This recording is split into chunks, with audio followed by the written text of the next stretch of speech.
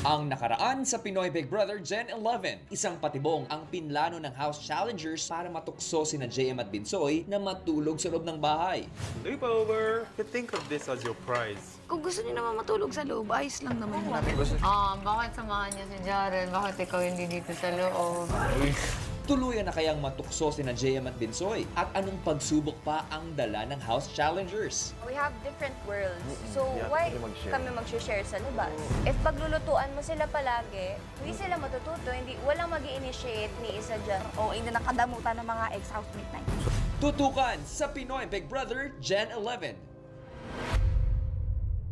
Ang housemates di maitago ang pagkadismaya sa kanilang kalagayan sa labas ng bahay. Ito, housemate tayo. Tayo nasa pinakang ilalim. Housemate, tayo dito 5. JM Binsoy, Challenger.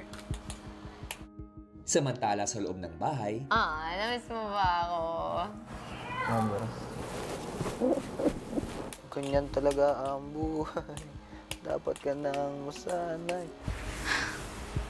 Ang unfair talaga, kuya. Naiiyak na ako. Swear to God. Sulitin mo na to, hindi ko alam gaano ako matagal dito. Kai, please answer it honestly. Okay. Okay lang sa'yo if silang dalawa matulog sa loob. Yeah. I mean, we picked them. Feel like they deserve it naman. Hindi okay. Sa amin hindi. Really? Bakit? Hello tayo, housemate, sa iba kasasama. I don't think I have the right to be like tampo or mad if they sleep inside. Choice mo. Oo. samantala si JM tila malapit na ring malaglag sa bitag ng House Challengers. Yeah, he's sleeping here. Kanabasa?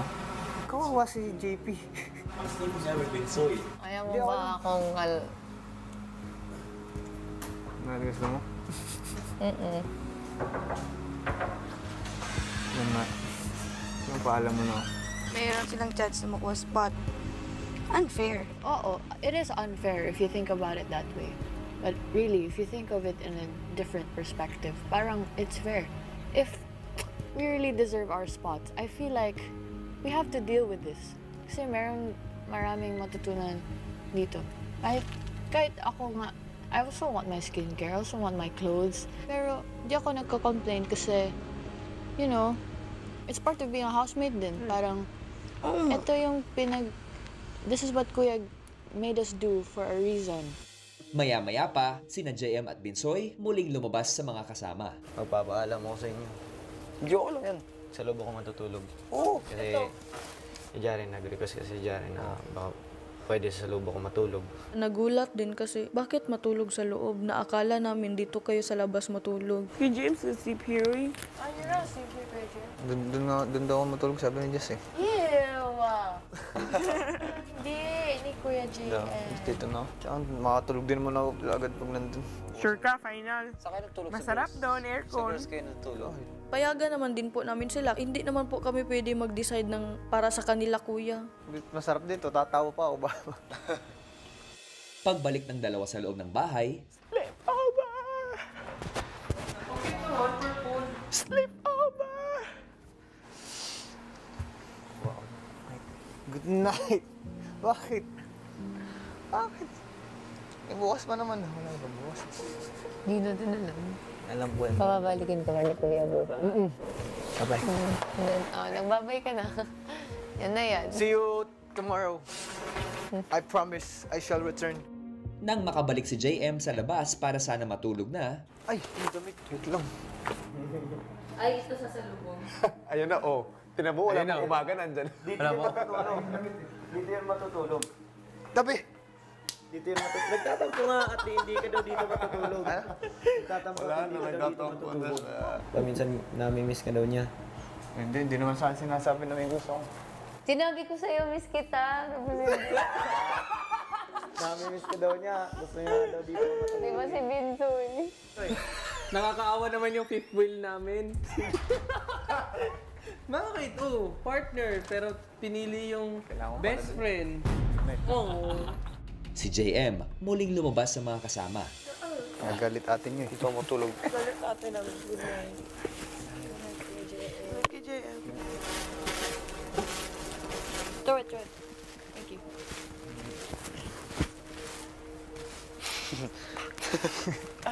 Okay, dito ako matutulog. Wala kasama dun eh. Nag-good night na ako sa akin.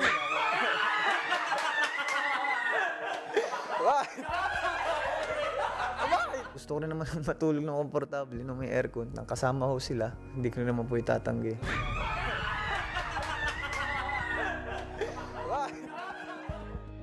Maya-maya pa, naghanda ng matulog ang lahat. Buti lang, nalimutan ko to.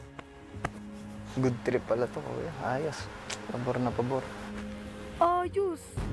Sabi, payag ka nun, mas pinili best friend kesa sa'yo. Partner, pero pinili yung best friend. Ha? Good night, everyone. Good night. Good night, Ibarra. Good night, kuya. Thank you for this opportunity. Ipagpalit ka sa pinili ka sa best friend. Nakakairita, no? Simula bukas, lalayo na ako. Ayoko nang ganun eh. Kinabukasan,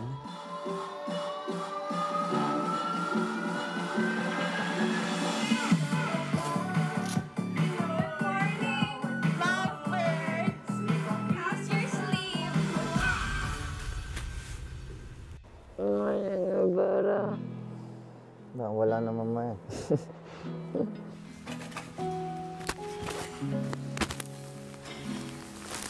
Ring. Ang dami dito. Kung lap. Ano yun?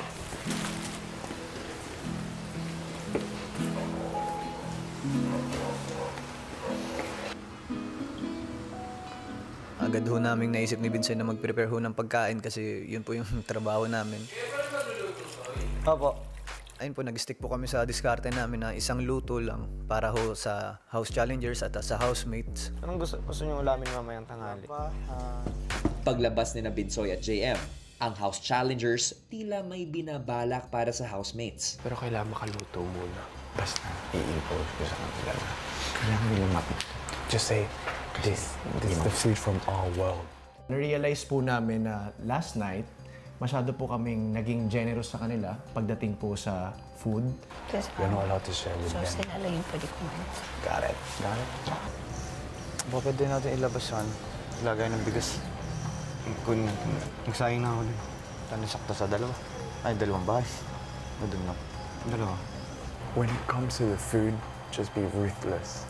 Pagdesisyon na po namin na ilimit po yung mga supplies or kung maaari, hindi po namin sila bigyan ng supplies galing po sa loob. Therese, may assignment ka. Hey, Therese, actually. Malalaman nila mga challenge pag kami ni Jara magsasama. It has to be you. And then, Kuya Patrick will back you up. You got this. Maldita ka naman. Kuya, I forgot to say. Kuya, what? Tell us. Baka hindi umabot yan ng 1 linggo. Ayun ka kasi Sino nagluto sa kanila? Siya din daw, si Binsoy. Wala ba sa kanilang pwede magluto? Meron, pero yung mga prito-prito lang. Where's Kuya JM? Nasa labas. Anong ginagawa? Nagluluto ng fried rice. Sana dito na lang siya nag-cook kasi di ba dapat kayong dalawa magluluto ng food for us? Hindi kasi sila matututo kung may nagluluto pa dun eh. They're not kids anymore. I think bawal kami mag-share ng food. Sabi niyo nga, we live in a different world. Oo. So ba tayo mag-share sa kanila? Naisip ko paano kakain yung mga housemate na sa labas wala ko silang bigas na nadala ho namin.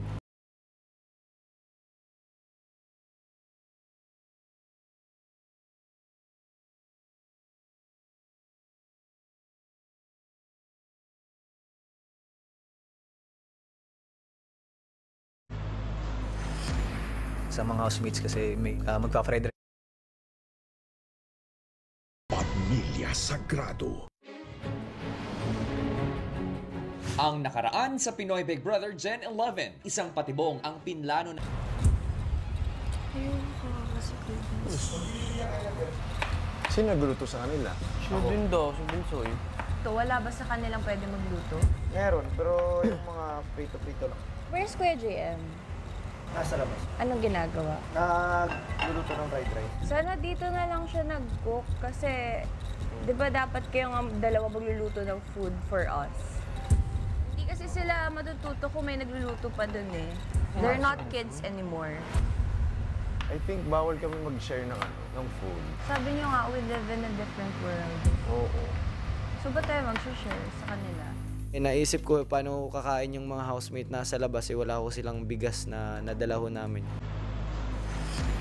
Sa mga housemates kasi magpa-fried rice po sana ako para sa kanila. And doon ko na ho napansin na may parang pagbabago sa kanila ho, sa mga house challengers.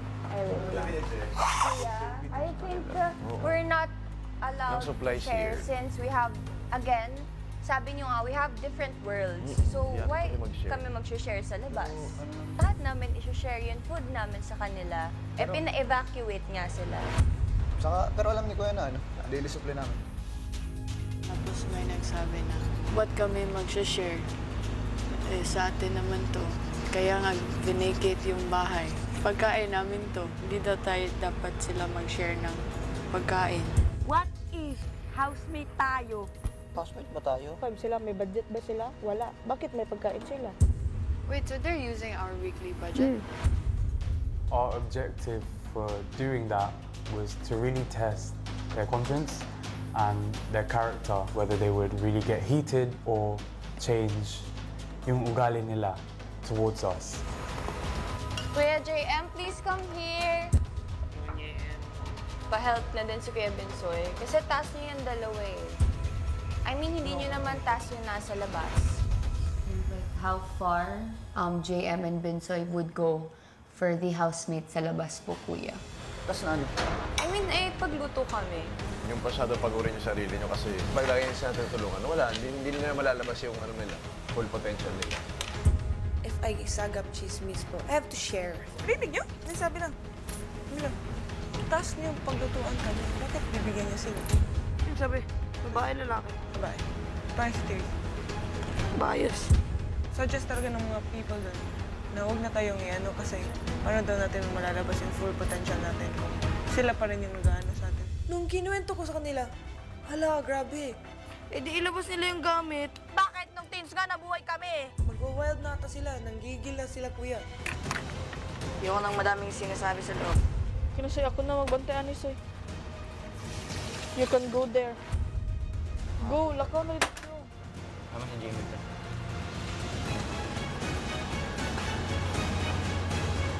Kahit sa inyo na yan. Basta.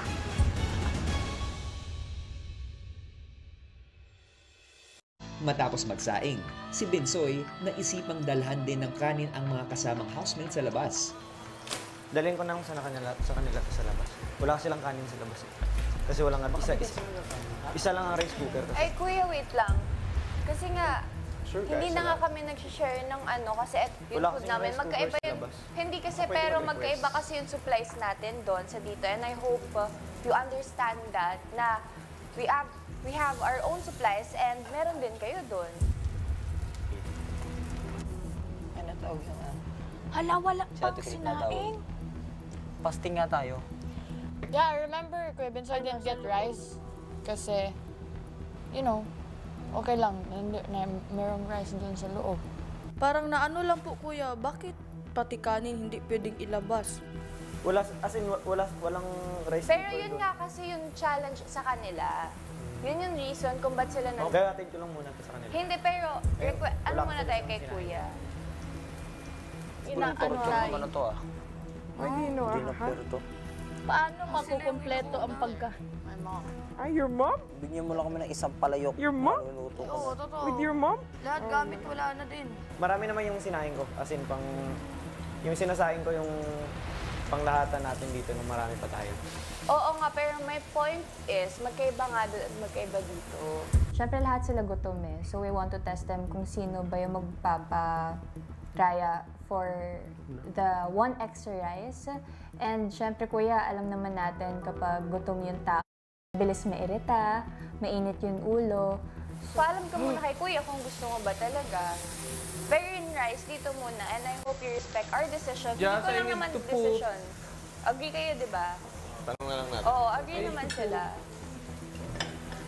Kagabi ho kasi kuya, yung pagkain ng mga natitira kuya gusto nilang ibigay sa labas. Pero na yun kuya, ibang-iba ho yung na-feel ko. Si Bensoy lumabas muna para kausapin si JM. Ba't ka biglang nagpapagano? Parang pilit na pilit kanina pa eh.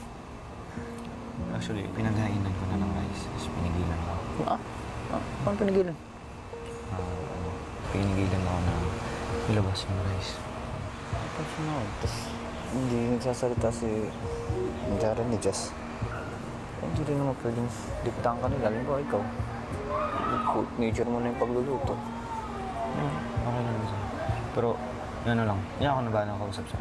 Pagbalik ng dalawa sa loob ng bahay, yung sabi ni Kuya, yung gagawin namin, ipaganda kayo ng pagkain. Yung pinakang direct lang ni Kuya, yung sa pagkain. Yung sa gamit. Kasi galing din naman sa mundo. Kumbaga, ang pagkakasabi kasi ni Kuya, gagalaw kami sa mundo niyo. Yung gamit galing din sa kabila eh. Yung rice cooker galing sa labas. Basta sabi ni Kuya, diskarte na namin kung kumbaga paano namin kayo mapagsisilban sa pagluluto. Sa pagkain. Sa pagkain. Kumbaga specifically sa pagkain. samantala ang housemate sa labas, di na natiis ang gutom at kinain na lamang ang ilang tirang pagkain. Ito niluluto, hindi para sa atin. Hindi na tama yun. Mali na yun. Hindi na tama to! Basta we decided, guys, if we're gonna give you some rights, sila pala, kasi you're gonna eat here. Parang hindi na kayo makihati. Yun lang yung rights na ibibigay namin. Again, we're not being selfish. Ginagawa lang din. Kain na kayo. Kasi kayo hindi ba kayo makain? Bigyan niyo muna para maka-eat na kayo. Para hindi na sila makita.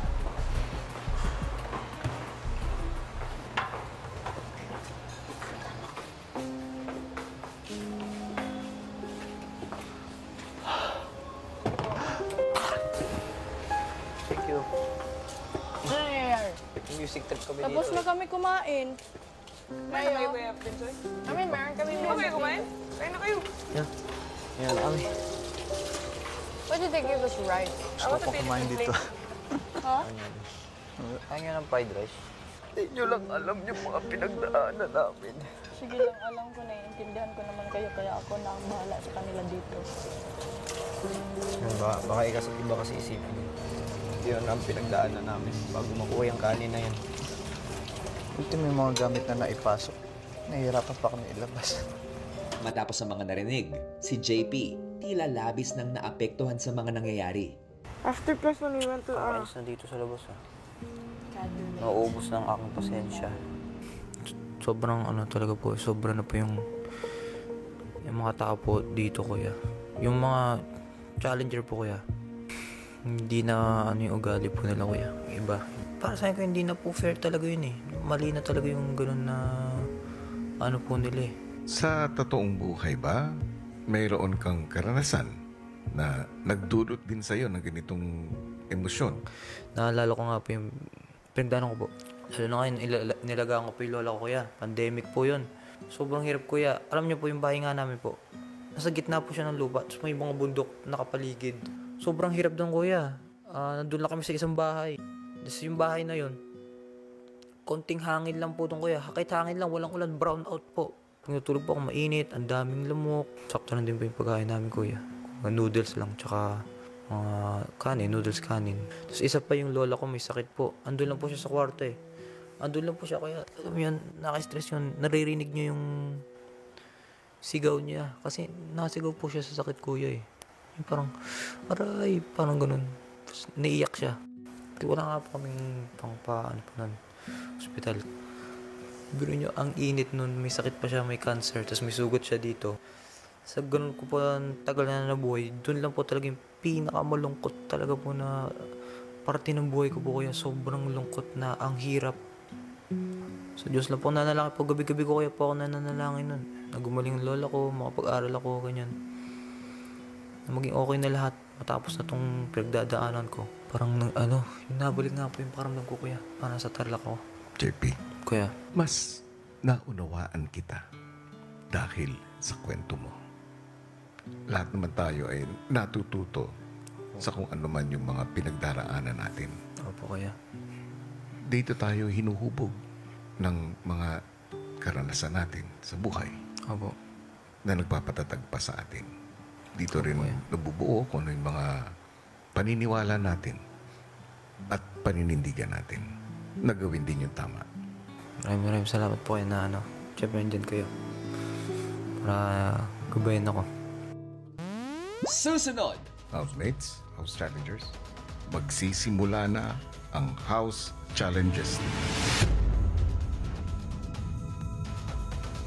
Ilang saglit pa, maghihiwalay ng ibinatawag ni Kuya ang housemates at house challengers. Housemates, house challengers, magsisimula na ang house challenges ninyo. Makakalaban nyo na ang mga house challengers. Magsisimula na ang inyong challenges laban sa mga housemates. Kunin ang task letter sa kahon at basahin ng malakas. Housemates, ang unang house challenge ninyo ay magkakaroon ng dalawang bahagi. Ang unang bahagi ay ang 1-foot tug of war, ay task para makakuha ng oras para sa gawin ang ikalawang bahagi ng group tangram. Para sa kanilang unang house challenge, ay magkakaroon ng 1-foot tug of war sa pagitan ng isang housemate at isang house challenger. Maghihilaan sila ng tig-isang tali sa magkabilang kamay habang nakatayo ang isang sa loob ng bilog ng sahig. Para manalo, kailangan mapatapak ang kabilang paa ng kalaban sa sahig o kaya ay mailabas ang nakatapak na paa sa bilog.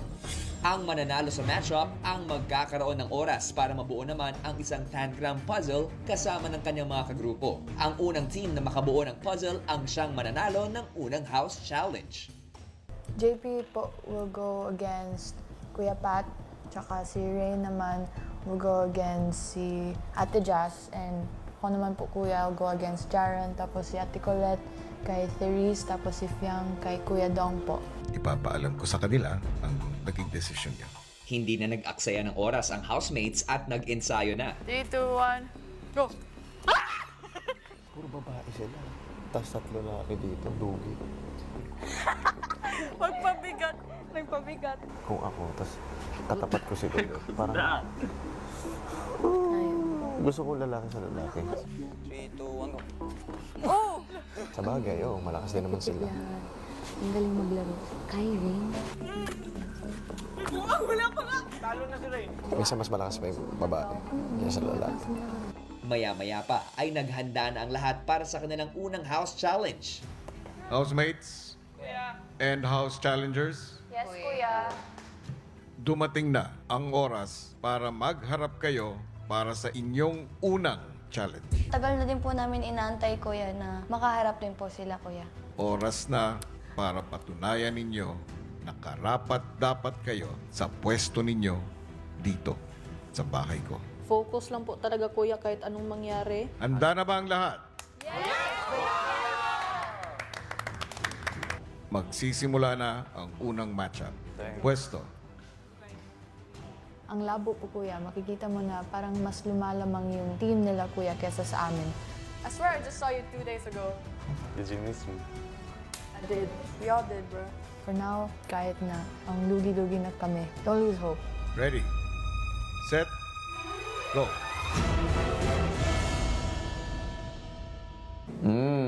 Simula pa lang yan ng mga magiging intense na kaganapan na mamamagitan sa housemates at house challengers na dapat nating pakaabangan. Samantala, Team Bahay and Team Online all over the world, huminga muna tayo ng konti sa lahat ng mga mabibigat na kaganapan sa loob ng bahay ni Kuya. Dahil ang girl housemates ay makakatanggap naman ng isang espesyal na regalo. Kung ano yun, let's watch this. Matapos muli ng isang stressful at tensyonadong araw ng mga housemates from their weekly tasks, ipinatawag muli ni Kuya ang mga girl housemates sa confession room para sa isang sorpresa. Siyang kunin yung task letter. Housemates, ngayong araw ay ang pagkakataon nyo para makapag-relax sa pamagitan ng isang hair spa and haircut day sa tulong ng Crib Silk. Papasok kayo sa Big Brother Salon kung saan may mga taong mag-aasikaso sa inyong mga buhok.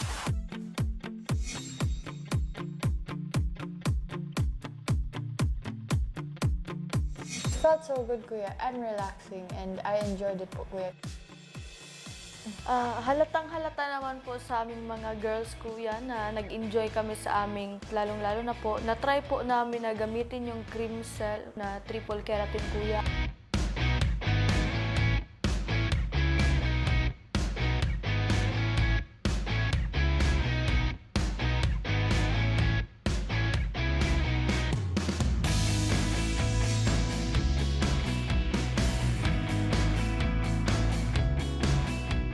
po, I love it po, kuya, kasi minamassage po yung scalp ko, kuya.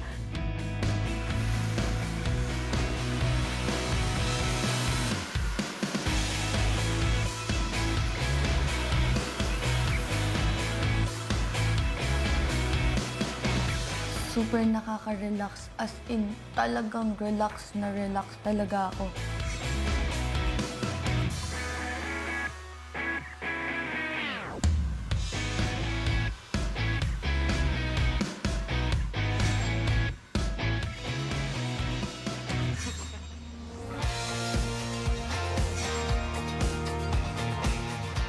Talagang kitang-kita naman talaga, kuya, na super smooth sa buhok, kuya. Isang ganun mo lang, kuya, talagang, di ba? Sobrang yung buhok ko, sobrang frizzy, dry, and super damaged. Pero ngayon, super healthy. At real quick yan, kuya, from tambay to agad. Yeah. Kuya, my hair before, it was, hindi siya nice tignan, hindi siya shiny like that. And now, kuya, it's also curled, but you can see naman, so smooth naman going down. You can finger comb it. Finger comb it. Nagbagong anyo yung buhok ko po, kuya. If before it was straight, ngayon, mas nag-straight po siya, kuya. As in, dead bagsak. As in, kita niyo po to, kuya. Bagsak. Thank you, Crimson!